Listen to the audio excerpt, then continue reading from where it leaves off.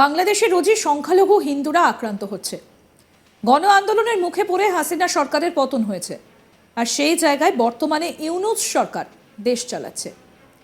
তারই মধ্যে নতুন করে বাংলাদেশে সংখ্যালঘুদের ওপর দিন দিন অত্যাচার বাড়ছে।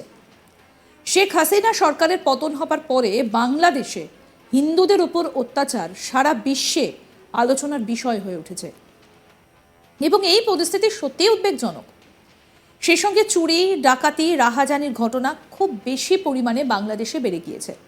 বিশেষ করে হিন্দুদের বাড়িতে আক্রমণের পরিমাণ বাড়ছে। তারই মাঝে বাংলাদেশে বড়সড় আপডেট এবার সামনে এসেছে। সূত্র মারফত জানা যাচ্ছে যে বাংলাদেশের হিট লিস্টে থাকা সমস্ত ভয়ানক জঙ্গিদের ছেড়ে দেওয়া হচ্ছে। 8ই আগস্ট ইউনূস সরকার ক্ষমতায় আসেন। তারপর থেকে প্রায় 4 মাসে 11 জন শীর্ষস্থানীয় দুষ্কৃতী এবং 170 জনের বেশি জঙ্গিকে জেল থেকে জামিনে মুক্তি দেওয়া হয়েছে। আর ছাত্র জনতা অভ্যুত্থানের সময়ে বিভিন্ন জেল ভেঙে বার করে নেওয়া বন্দীদের মধ্যে অন্তত 700 জন এখনও ধরা পড়েনি। এদের বেশিরভাগই বিভিন্ন জঙ্গি গোষ্ঠীর সদস্য বলে খবর রয়েছে।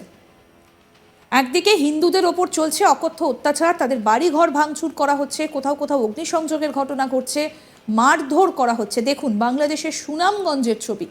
এখানে সংখ্যালঘু হিন্দুদের বাড়িতে রীতিমতো তাণ্ডব চালানো হয়েছে। অন্যদিকে চিন্ময় কৃষ্ণপ্রভু তার কাজ পর্যন্ত চট্টগ্রামে পৌঁছতে পারলেন না, একজন আইনজীবীও, এবং শুনানি পিছিয়ে দেওয়া হয়েছে 1 মাস। ভাবতে পারছেন কি মারাত্মক পরিস্থিতির সৃষ্টি হয়ে রয়েছে এই মুহূর্তে বাংলাদেশে। আর তারই মধ্যে সূত্র মারফত যে খবর পাওয়া যাচ্ছে, বাংলাদেশের রোজই সংখ্যালঘু হিন্দুরা আক্রান্ত হচ্ছে। আন্দোলনের মুখে পড়ে হাসিনা সরকারের পতন ঘটেছিল, আর সেই জায়গায় বর্তমানে ইউনূস সরকার চালাচ্ছে দেশ। তার মধ্যে যে খবর উঠে আসছে যে ইতিমধ্যেই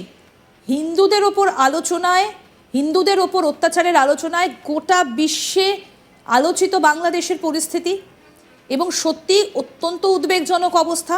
চুরি, ডাকাতি, রাহাজানির ঘটনা বেশি পরিমাণে বাংলাদেশে বেড়ে গিয়েছে। বিশেষ করে হিন্দুদের বাড়িতে আক্রমণের পরিমাণ বাড়ছে। তারই মধ্যে বাংলাদেশে বড়সড় খবর সামনে এসেছে। সূত্র মারফত জানা যাচ্ছে যে বাংলাদেশে হিটলিস্টে থাকা সমস্ত ভয়ানক জঙ্গিদের ছেড়ে দেওয়া হচ্ছে।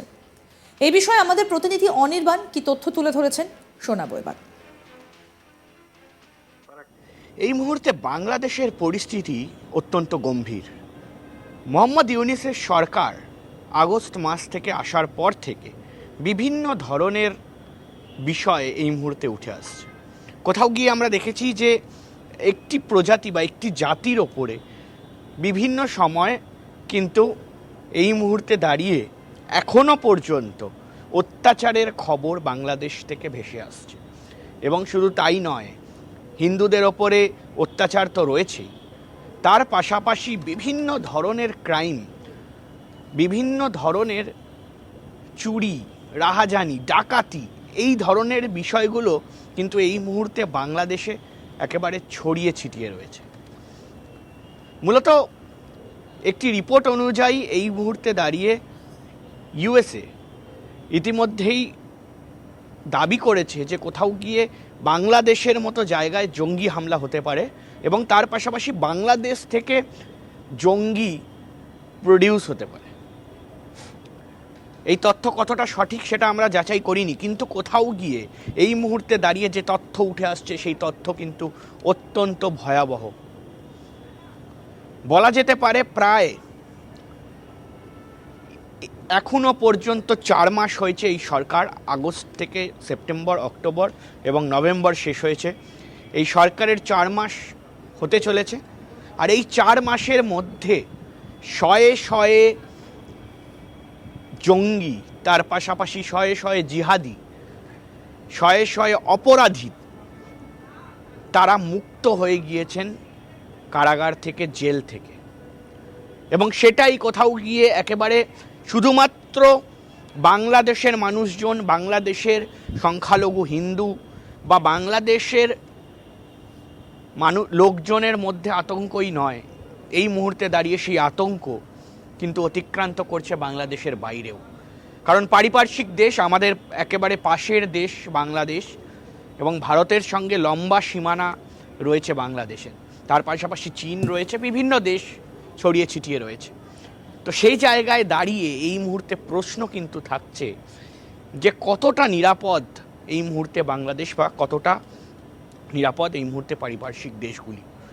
কারণ ইতিমধ্যেই আমরা দেখেছি যে তথ্য উঠে আসছে যে বাংলাদেশের কারাগার থেকে প্রায় 174 জনকে ইতিমধ্যেই রেহাই করা হয়েছে, যারা দেশদ্রোহিতা বা এই মুহূর্তে বিভিন্ন জিহাদি হামলা বা জিহাদি কার্যকলাপের সঙ্গে যুক্ত ছিলেন। তার মধ্যে 11 জন মূল মাথা, প্রধান যারা মাথা ছিলেন এই সব ধরনের ক্রাইম করার পিছনে, তাদেরকেও ছেড়ে দেওয়া হয়েছে। শুধু তাই নয়, যখন সরকার বদলি হলো সেই সময় কিন্তু আমরা দেখেছি যে বাংলাদেশের পরিস্থিতি প্রচণ্ড পরিমাণে খারাপ হয়েছিল। কেউ হত্যা হচ্ছেন, কারোর বাড়িতে চুরি হচ্ছে, রাহাজানি হচ্ছে, সংখ্যালঘুদের ওপরে অত্যাচার হচ্ছে, এবং প্রচণ্ড পরিমাণে একটা এমার্জেন্সি সিচুয়েশান যেটাকে বলা হয়।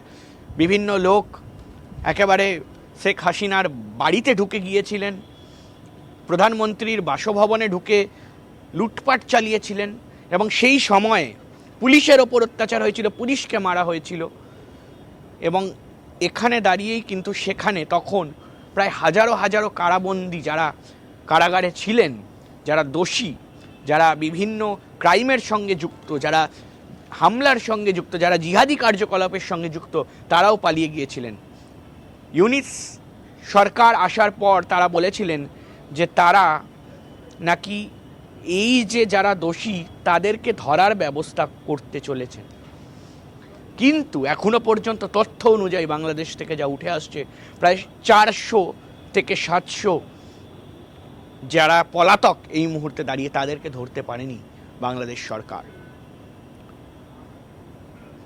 একেবারেই এই অ্যামাউন্টটা কম নয়। মূলত সেখানে দাঁড়িয়ে প্রশ্ন উঠছে যে নিরাপত্তা কতটা রয়েছে বাংলাদেশ এবং বাংলাদেশের আশেপাশে, সেটা কিন্তু এই মুহূর্তে প্রশ্ন উঠেই যায়। এবং তার পাশাপাশি পারিপার্শ্বিক অনেক কিছু রয়েছে। প্রায় বলা হচ্ছে যে 500টারও বেশি এই 4 মাসে, শেষ 4 মাসে 500রও বেশি হত্যা হয়েছে, মানুষের প্রাণ গিয়েছে। সেখানে অবশ্যই প্রশ্ন উঠছে। তার পাশাপাশি সহজেই বোঝা যাচ্ছে যে এই দেশের কি অবস্থা, কি পরিস্থিতি। কারণ ইতিমধ্যেই কিন্তু আলু পেঁয়াজের দাম আকাশ ছোঁয়া, বিভিন্ন বিষয়ে কিন্তু এই মুহূর্তে বাংলাদেশ বেশ উত্তপ্ত এবং বিস্ফোরক পরিস্থিতির তৈরি হচ্ছে এই মুহূর্তে বাংলাদেশে। আরও আপডেট পেতে দেখতে থাকুন আজ তাক বাংলা, সাবস্ক্রাইব করুন।